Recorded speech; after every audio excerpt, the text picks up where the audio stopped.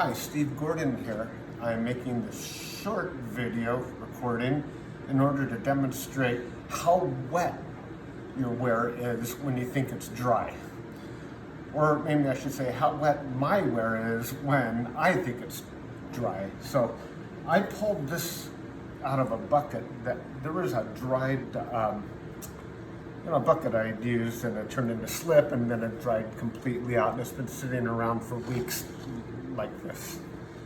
I bought this little Klein Tools moisture meter, and I put it on the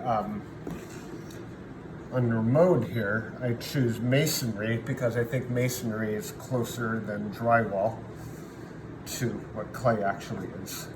Now this piece of wood, well, forget the wood. If I put it on here, you can see this is holding about 20% moisture right here. This is hardy backer. And as I move it across the hardy backer, we're looking at the number and we're looking at the green lines there. And look at that, it goes right off the charts right there because I was working in this area yesterday. So this is very wet. This is about as dry as we can get in this room, I believe. That's 20% moisture. This clay over here that I would think is also completely dry, that's off the charts there. There was moisture in there. Unless it's picking it up from my finger, I don't think so.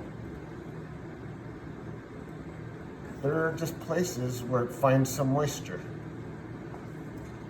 Let's try this way. Well, look at the difference there. Over 60% at one spot. Now follow me over here. Here's a couple of bowls I've been waiting to dry. And because I put some green slip, oh, by the way, these are fountains. I plan on making hydroponic units that spill into here, and it should be really beautiful and and all that stuff. So this looks like it's starting to dry out a little bit. It's off the charts. This is gonna crack if I put it in the kiln. If I move it over a little bit, you can see there's some places here that are, look at that, it's only 30,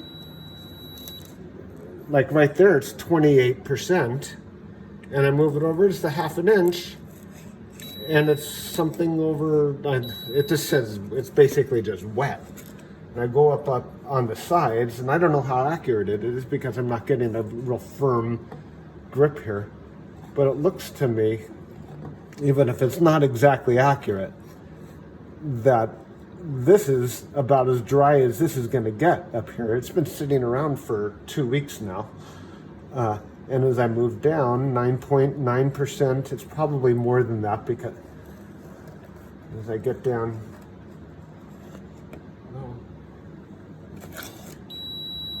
and off the charts. So I know this has to dry up for quite some time. I'm working on this piece over here, and I didn't put as much slip on the bottom of this. I don't know why I didn't. Again, off the charts. So we don't really know how much moisture is in our pieces, and that's why it's important to distinguish how thick the piece is going to be, how much moisture is going to have to escape from between all the molecules in the clay itself when it expands to something like 17,000 times its size. I'm talking about water vapor. When water vapor expands, it expands fast, and that's what cracks your pieces. That's why it's so important to candle our pieces when they're in the kiln. Candling is basically a preheat. For these big pieces, I don't know how long they're going to take to dry. I'm going to leave them out for at least another week or so, maybe a couple weeks, and then I'll put them in the kiln and I will candle them for a full 24 hours. Well, I hope that helps. Get yourself a moisture meter. Bye.